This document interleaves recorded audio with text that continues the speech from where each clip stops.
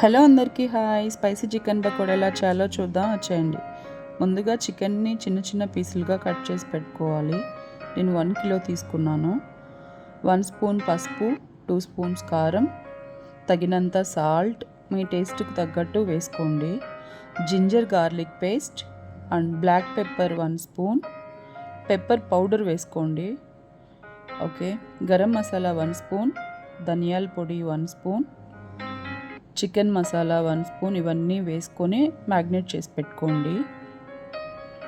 ఇలా బాగా మ్యాగ్నేట్ చేసి పెట్టుకోవాలి, మసాలా అంతా ముక్కలకి పట్టేలా.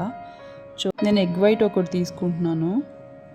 ఎగ్ వేయడం వల్ల క్రిస్పీగా ఉంటుంది, ప్లస్ ఆయిల్లో వేసినప్పుడు ఈ మసాలా అంతా ఆయిల్లో కలిసిపోకుండా కూడా ఉంటుంది. ఫుడ్ కలర్ ఆప్షనల్, మీకు కావాలంటే వేసుకోండి, లేదంటే లేదు.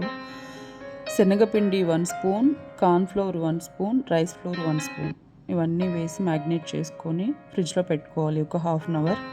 నేను పుదీనా యాడ్ చేశాను, స్మెల్ బాగుంటుందని. హాఫ్ అన్ అవర్ తర్వాత తీసి ఇలా ఫ్రై చేసుకోవడమే.